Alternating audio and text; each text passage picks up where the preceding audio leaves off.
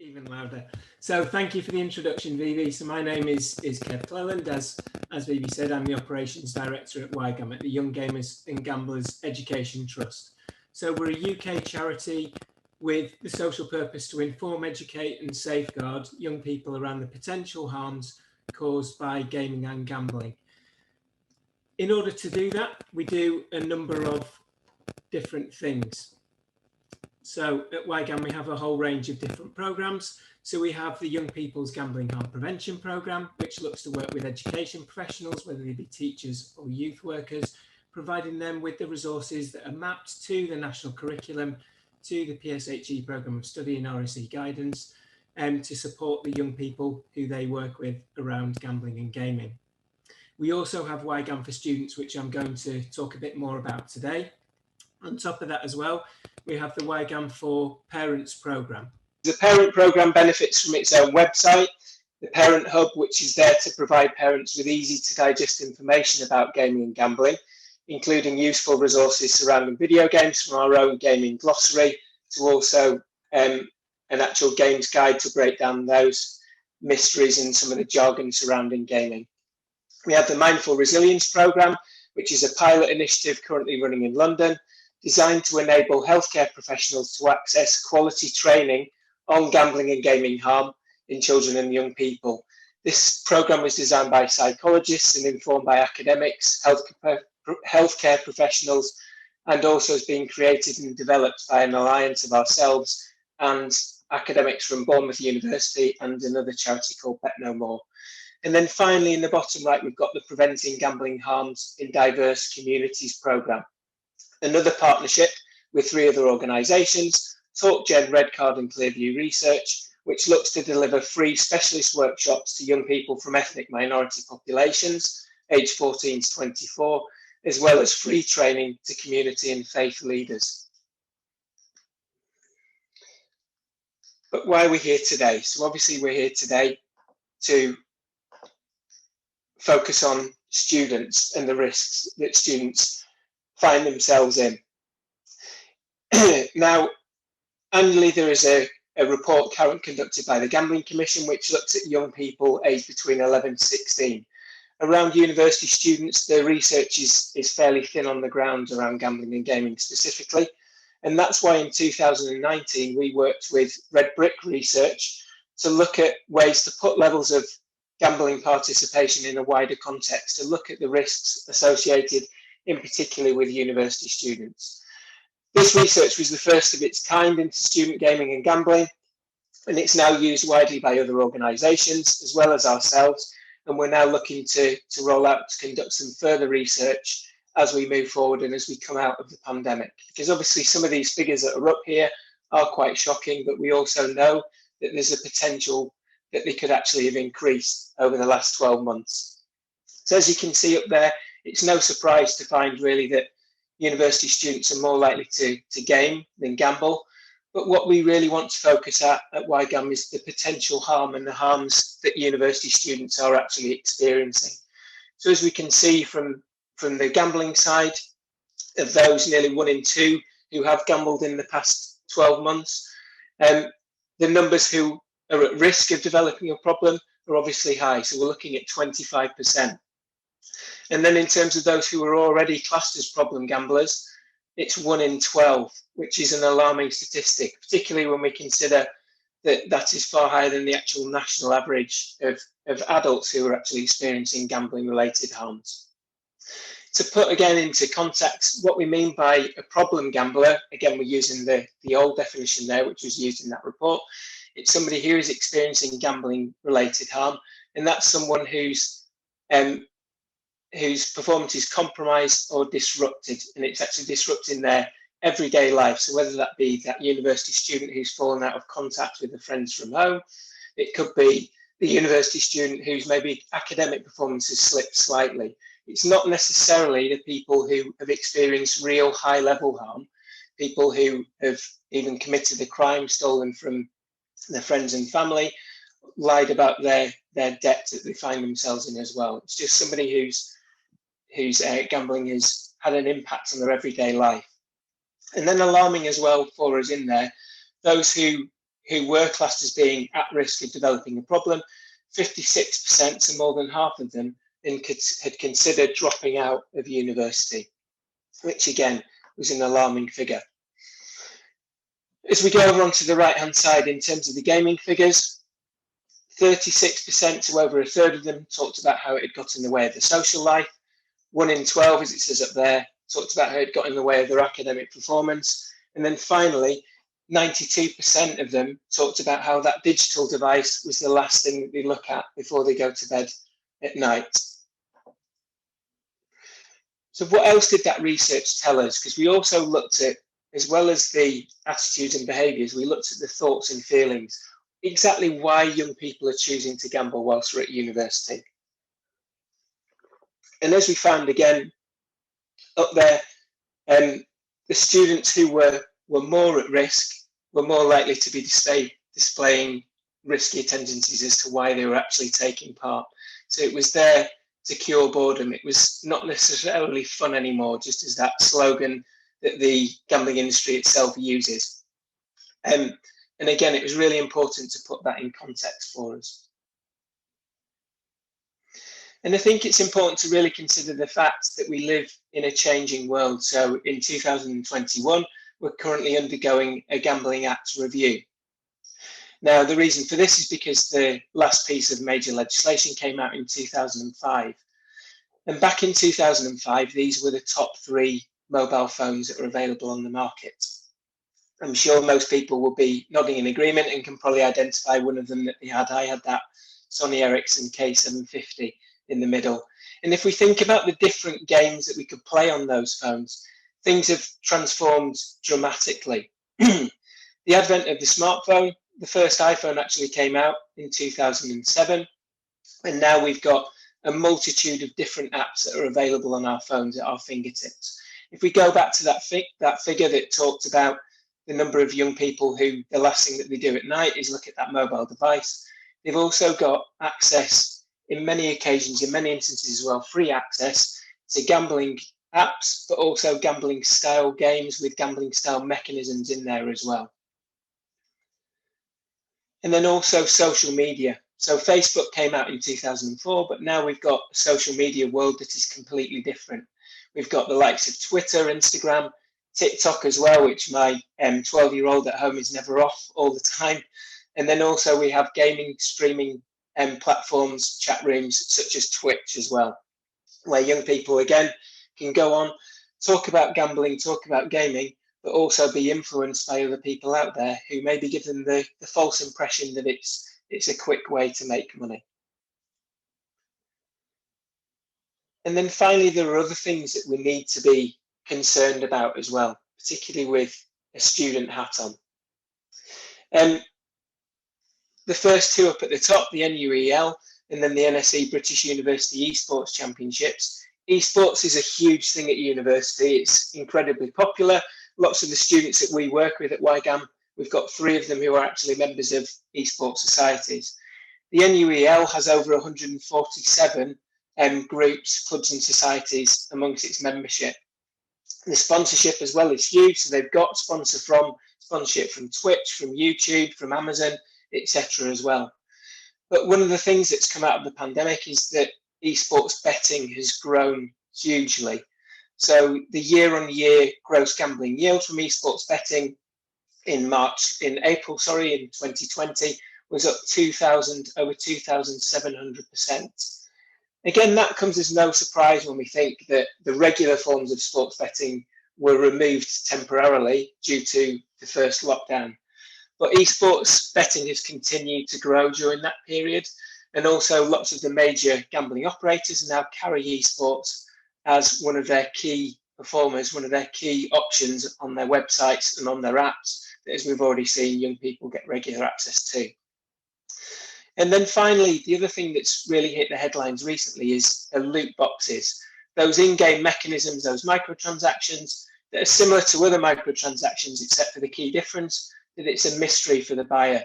You don't actually know what they're going to get in there. So we've got one from FIFA 21. It's a FIFA Ultimate Team pack. It's a player card. It's obviously one of the men of the moment. It's Raheem Sterling, the England player.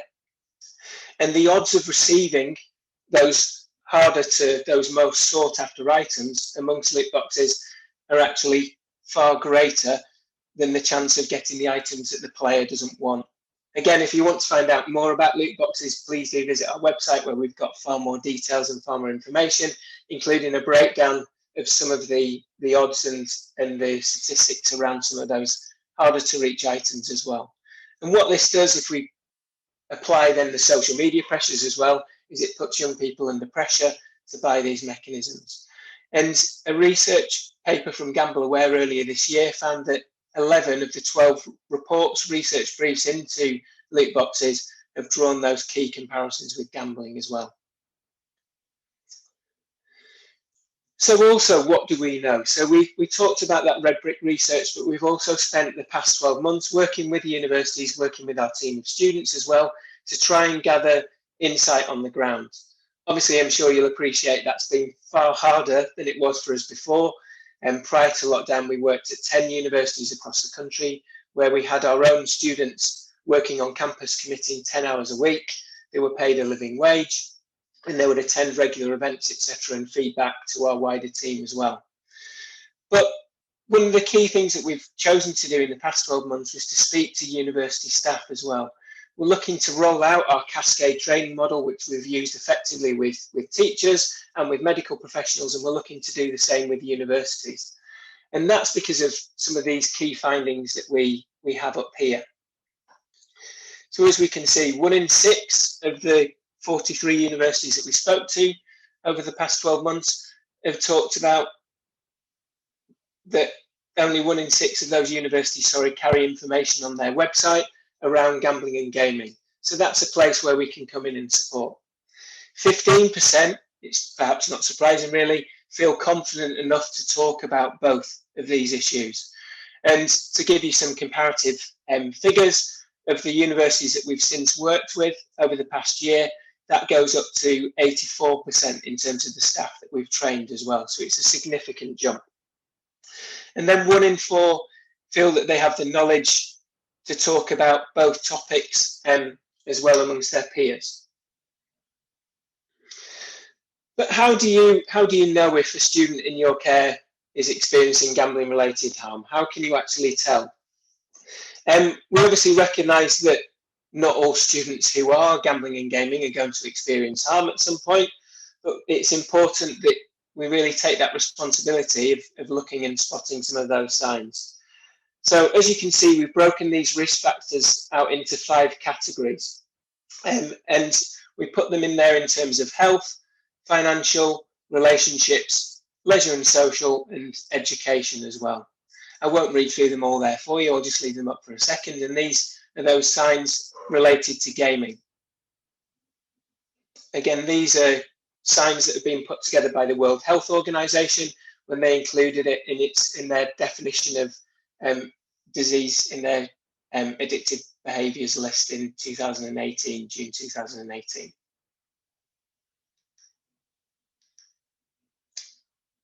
And then if we have a look at the ones around gambling as well, we can see that some of those signs are signs that could be signs of other potentially harmful behaviours. So we've got things like low mood, depression, self-neglect, and then also budgeting issues, all things that potentially students could present to you, maybe in another context. So it's then important to really think about how we have those conversations. So how do we have those conversations? Again, we've consulted with universities, we've spoken to other organisations as well, and we've put together 5 principles for discussing with students.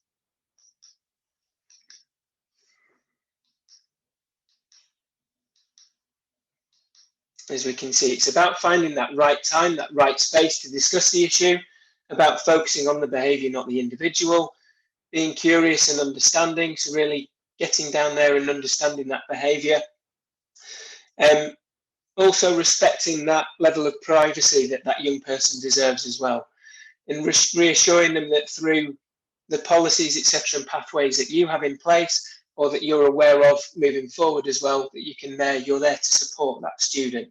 And again, this is the feedback that we've had from a number of recent graduates as well, who've presented to us in terms of our lived experience panel, who've talked about their experiences at universities, albeit going back 5 and up to 10 years ago, and what they would like to see differently. And one of the key things that we got, in particular from a former York University student, Joe, who spoke to us, was that he just said, you don't have to be the expert. And I think that's the key piece of advice really this morning to take away, that it's just about spotting, using that previous slide to spot some of those signs of potential harm, and then just opening up those discussions. Because really what we need to do is just address the issue and show that university student some compassion as well. But there is obviously that need for extra help. So what extra help is available? What extra help is out there? So GAM Care are an organisation we work with on the Young People's Gambling Harm Prevention Programme, the National Education Programme, are here to support you through the National Gambling Helpline. This is operated on a free phone service, obviously the number's up there, and it's also available via a web chat to provide information, advice and support for anyone who's maybe affected by gambling harms. The advisors are available 24 hours a day as well, 7 days a week, which is a real welcome development in the past 2 years as well. On top of that, there's also the NHS provision. So there's the National Centre for Gaming Disorders, which is based in London, but again, which offers an online service. And then there is the National Gambling Treatment Service. The main pathway to that is through that National Gambling Helpline, but there are also treatment services available in London and in Leeds, in Sunderland and in Manchester, and there are plans to roll out further services across the country. But then also, what can you do to support the students themselves? So there's GamStop, first of all, a free service that helps restrict online gambling activities, and this is an application that people are able to access online. After signing up, young people can then be excluded from gambling with all the online gambling companies licensed in Great Britain for a period of their choosing. So it can be between 6 months, a year, or 5 years, depending on the option that they choose. There is obviously the option that they can opt out of that service, but there is again a cooling off period, which GamStop reassure us, and other agencies have talked about how that's actually really beneficial, because quite often the research that's out there suggests that people who are likely to lapse are likely to only lapse over a 24, 36-hour period before they then actually decide that no, this isn't a pathway that they want to go down again. And then finally, there's Recover Me. Like GamStop, this is available free for a year currently. If you actually type Recover Me 100 into the app, you'll get it free for a year. And Recover Me is available on the app and Google Play Store, and it's there to support problem gamblers or those who are at risk of suffering from gambling addiction. These are the words taken directly from their website, although we do work with Recover Me quite closely. This has been made in consultation with psychiatrists, psychologists, and people with lived experience of gambling harms as well. In the app, the core feature of the app is that it delivers CBT, so cognitive behavioural therapy, through a series of structured programs which are there to empower the young person, to empower the gambler and change the way they think, feel and behave towards gambling. And as I mentioned previously, if you download the app and type in Recover Me 100, you get that app for free for 1 year. And then finally, how can we help? So what do we do at YGAM?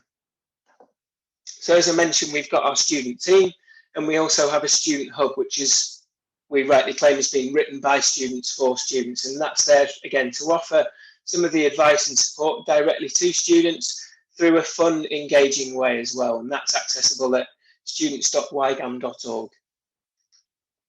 We have staff training for university staff. Funnily enough, it says university staff up there. And this is available for staff across the board as well. So it's not just particularly the financial or the health and well-being. University staff, we also work with accommodation officers, for example, as well, to support them, to ensure that they're aware of how to spot those signs of harm, where to access support, and as we've seen previously, just what the big issue is. Because as we always say at YGAM, you don't know what you don't know, and that's a big key part of our delivery, is to inform, educate the staff members so that they can then go out and safeguard the students in their care. We also look to support you with events on campus, so whether that be key events that you look to run across your academic year, or also if it might just be key events that you're looking to run with certain clubs and societies, certain groups of young people at your campus as well. We can come in to deliver talks, or we can provide you with the materials as well to support you. And then finally, we look to offer regular insight. So we use our student team to speak to students. We also use our student hub to attempt to speak to students. Obviously, that's not as easy as we would like. And again, that's where we really look to work with the universities, where we've trained the staff as well to gather their insight, their knowledge and understanding.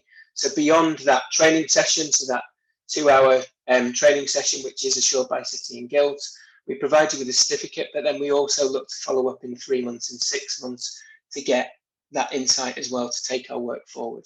And the main level of support, and this is an area where I think particularly for university students compared to our education programme, things are at a far better place. So the main level of support is that gambling helpline, but also the hubs that are opening up across the country. So if you contact that helpline, they would then refer you into one of the NHS hubs. But also I think it's important for universities themselves to decide how they can best support students before it reaches that crisis phase as well.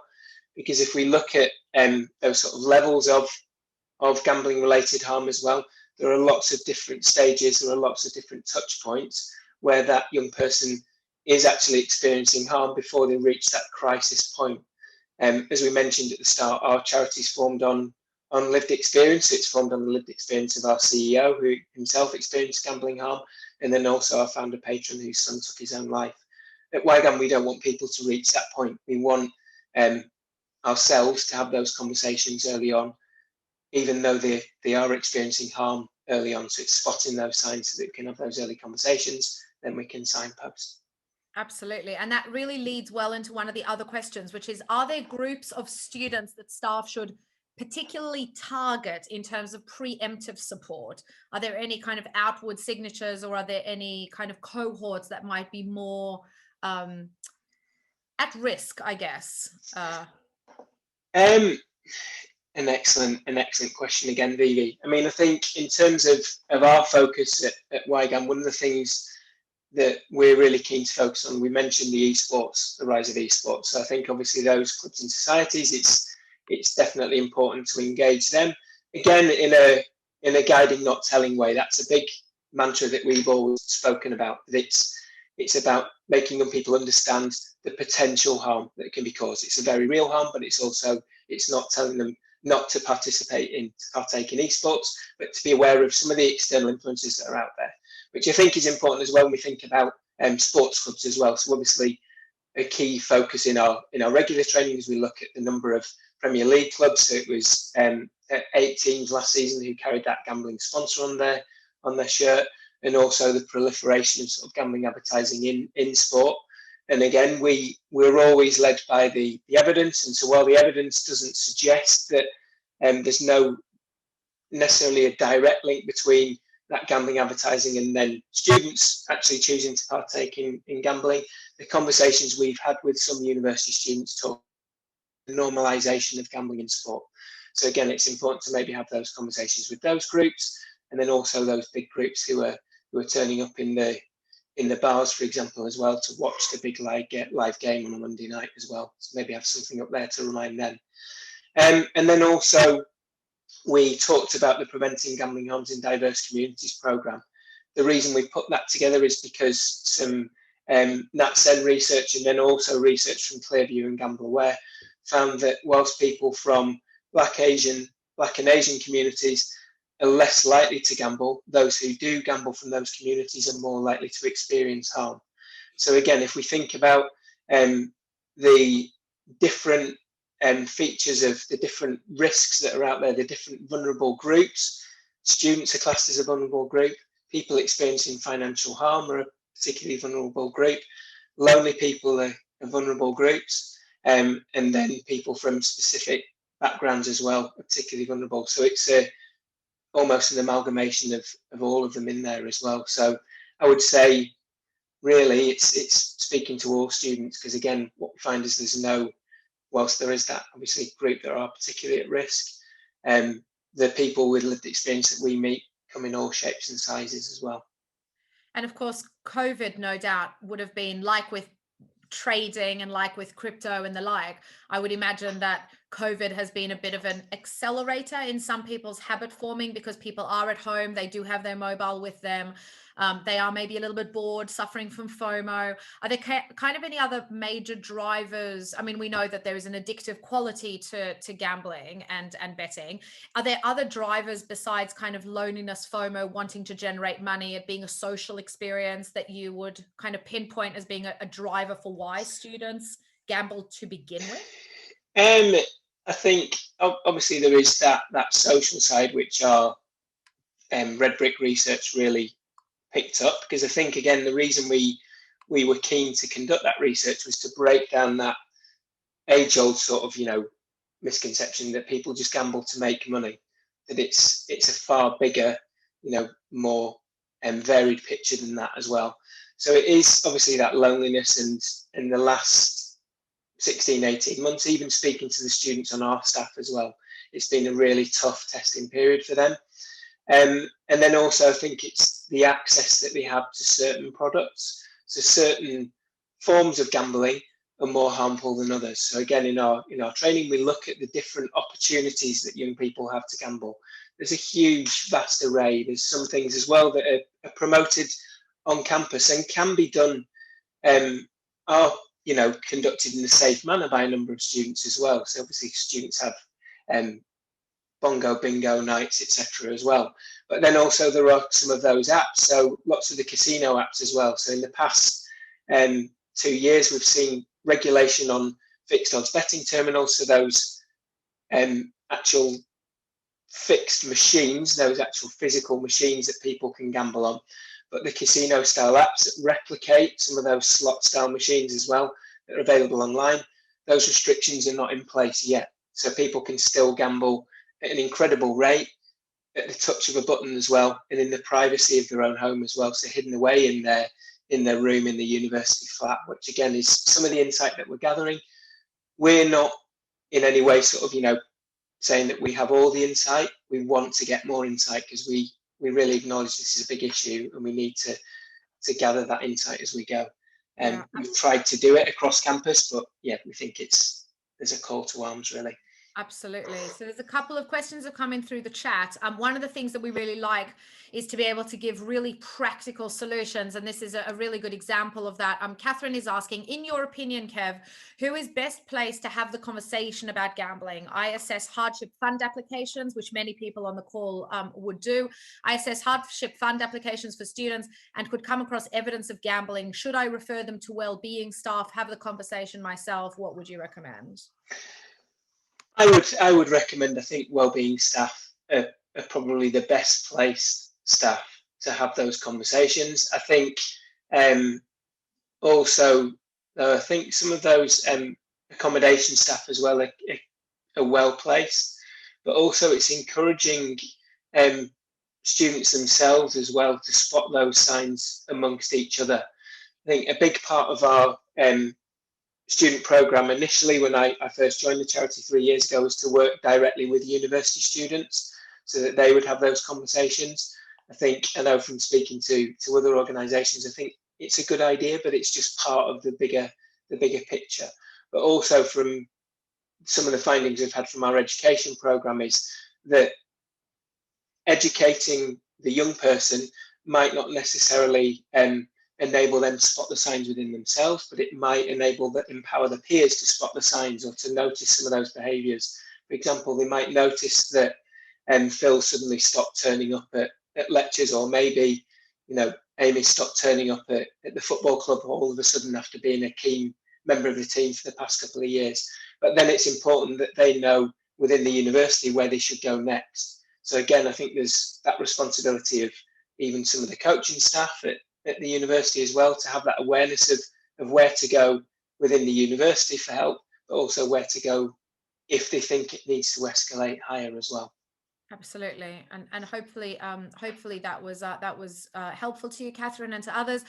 Stephanie has another question, and we've got a couple more, but if you've got any last minute questions, guys, please do chuck them in the chat. Stephanie says, hello, great session. How would support differ for mature students, which we know are a growing cohort on campus, if at all?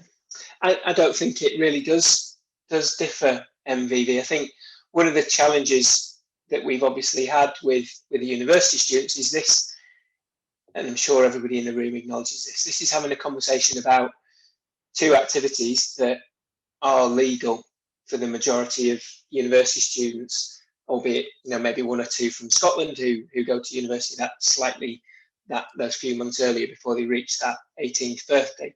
So the conversations are still important to have with somebody, whether they are 18, 22, 35 as well. I would think they probably are easier to have with a younger person, because you're probably going to have more regular contact with them. And obviously we know that mature students are maybe less likely to stay on campus as well, so they're probably going to be away. So it's important though as well then to really understand where that support is beyond the university campus. Yeah, absolutely. We are, as much as we believe that student support staff are superhuman, there are only so many hours in the day and only so many things that people can keep track of, and that's why we are so keen to bring experts in for a super intense hour to shove it all down at the same time. So Helen has also responded to Catherine just with some things that they're doing at their campus. Sometimes with our hardship fund, we've insisted students have an appointment with Wellbeing to discuss gambling. Recently, we have just noted they are gambling in the letter and acknowledged it. It is a difficult time and they're accessing gambling quite a bit and directing them to support if it's a smaller problem. So once again, different universities doing different things. Please feel free to share what's happening at your campus and we can spread the word and get some best practice or some suggestions around. So really, Kev, two last questions. The first is, and I think in some ways we've covered it. Why do you think that betting and gambling is on the rise? What's your kind of thinking about it, or what is the data or research telling you? Yeah, so I think on the rise, I think the data does actually show that, well, during lockdown, the most sort of recent data showed that certain forms of gambling were more appealing. I think that was obviously linked to lockdown because is the accessibility. So it's things like online slots, online bingo, and as we mentioned previously, esports, and then also virtual sports. Just to give people some context, so esports is competitive gaming, which is, and it can be any form of game as well. It's not necessarily a sports video game. It can be the likes of Overwatch, it can be CSGO, etc. as well. And I think particularly with those online slots and the online bingo, is that they are seen as some of the particularly harmful forms of gambling due to the speed that you can play, due to the accessibility. But then also the research shows that other forms of gambling, such as scratch cards, are also harmful because of the ease of access that young people get to them. One of the key reasons why the National Lottery have upped that age limit for the age restriction for purchasing a lottery ticket and a scratch card now to 18 as well, which at YGAM we really welcomed. So I think what is worrying is that during lockdown, some of those riskier forms of gambling were more frequently accessed by people, which again, the frequency that people play them, the regularity, and also the different forms also shows signs of potential harm as well. So young people were trying out different forms of gambling as well. So it then gets them potentially in a precarious position. Yeah, and I mean, esports is actually a growing, I mean, first of all, it's a multi-billion-dollar, multi-trillion-dollar industry. I mean, the esports, for anyone that doesn't know, the esports industry is I think 5 times as big as Hollywood. Like, it is the biggest thing on the planet as far as entertainment goes. And there are universities in China. There are universities now offering degrees in esports and esports management. So this is not kind of going anywhere. This is only in going the to UK, get bigger in time. Yeah. which leads us into cryptocurrency. There's been a lot of interest from university staff because all of a sudden crypto has really exploded onto the scene. Is that something that you guys are kind of touching on or looking at, or is it still slightly adjacent to the work? It's definitely something that we're looking at, Vivi. So the charity changed its name 3 years ago from the Young Gamblers Education Trust to the Young Gamers and Gamblers Education Trust, again as a result of feedback from the people that we worked with, and I like to call them customers, so from teachers, from youth workers, also from 2 of the universities we worked with at the time, who said, what are you going to do around gaming? And at that time we looked really into the convergence between gambling and gaming. So we looked at things like loot boxes, we looked at those casino style apps that we mentioned earlier on as well, and we then began to look at esports and the fact that also beyond just the participation in esports, and again we're not saying that esports is wrong in any way or even that watching it is wrong, but the viewing figures of esports are huge.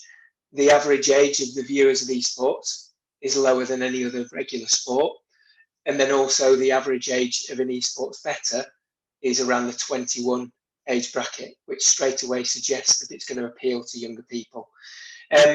And then we're getting asked far more about cryptocurrencies. We've been asked in the past around stocks and shares going back 3 years as well. And it's definitely something that we've discussed, and we've discussed at a trustee level, we've discussed at an operational level, and it's something I know you and I have discussed it as well. It's something that we're definitely going to look at building into our materials. At the minute, the Gambling Commission don't class it as gambling. Whether that will change, whether that will be revised as part of this Gambling Act review, that's not for us to say. Although we have submitted evidence in the past to the DCMS around loot boxes, if there's a call for evidence around cryptocurrency, again, we would like to be in a great position to provide that insight as well. Yeah, I fear that the regulator is not fully cognizant of how this stuff is operating. And that's what worries me, is that the regulators are about a year behind most adults, and adults are about 2 years behind students. And that's a very big concern for us from a regulatory point of view, but that's a much bigger conversation. Anyone that missed our cryptocurrency session a few weeks ago, that is available online. So one last question, which I think is a good one, a really practical, how does this work question for you, Kev. Catherine, a different Catherine, asking, I've heard students say that they're using matched betting to try and make some money.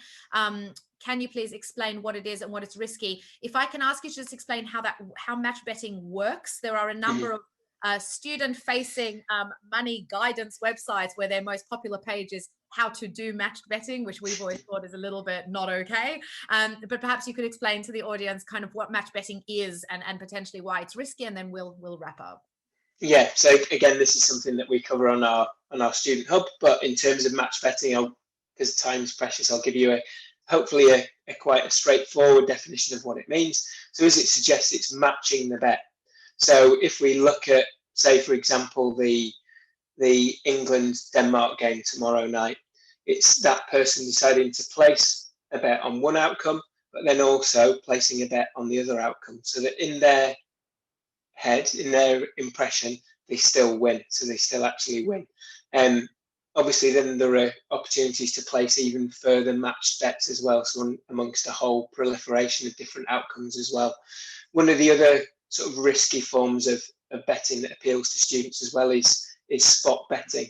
So that's the kind of betting which is just focusing on certain outcomes in an event, and that happens quite often as well in the likes of tennis, where you can place a bet on the outcome of a single point. So again, people will place a 50p £1 bet on the outcome of the next point in the fourth game of the third set between Nadal and Djokovic. So in that, the gambler's head, it's a 50-50 outcome, which it is. But again, they then get into that spiral potential of then placing more and more bets as well. So again, it's important to understand that clearly there, that the risk of gambling isn't necessarily on the stake that you're placing, it's on the frequency, it's on the behaviour that you're displaying as well. Yeah, absolutely. I remember speaking to a student a few years ago and talking about the lottery, and they were like, well, the odds are good. And I was like, well, what do you think the odds are of winning the lottery? And they were like, well, 1 in 2, because you either win or you don't. And it's like, that's not really how statistics work. Exactly. But it does show that there is an awful lot of misunderstanding, and the idea of easy money is unfortunately, again, a problem that is only getting worse because of FOMO, because of social media. Yeah. We could talk all day. I'm going to ask you to wrap up with your 3 things that you would say if a student came to you now and said, Kev, I'm thinking about trading, I'm thinking about betting, I'm considering kind of putting money into gambling. What would be your 3 things that you would say to a student about what they should think about before they gamble or bet? I think the first thing is, well, are you in a position to place that bet? So why have you reached this decision? What is your motivation behind that? Is that motivation to win money? In which case, then I think it's important to understand, the potential of that outcome not actually happening as well. Really interesting point you won about the lottery. Again, that's something we cover in our training. We look at the fact that you're more likely to become an Olympic champion, you're more likely to land to be an astronaut, and you're also more likely to win an Oscar than win that lottery jackpot. Also, are you in a position to place that bet as well? Can you actually afford it? And then on top of that, are you aware? I think it's important to have that question around, why have you placed that? Is it because you're under pressure from your peers? Is it because you've decided that, are there some underlying issues? Are there some comorbidity issues, for example, as well, are the pressures that are affecting that student? But then also, I think even early on, it's to understand, are they aware of where that help and support is if they experience harm, what to do next? Absolutely. Great advice, Kev, and fabulous session. I thank you very much.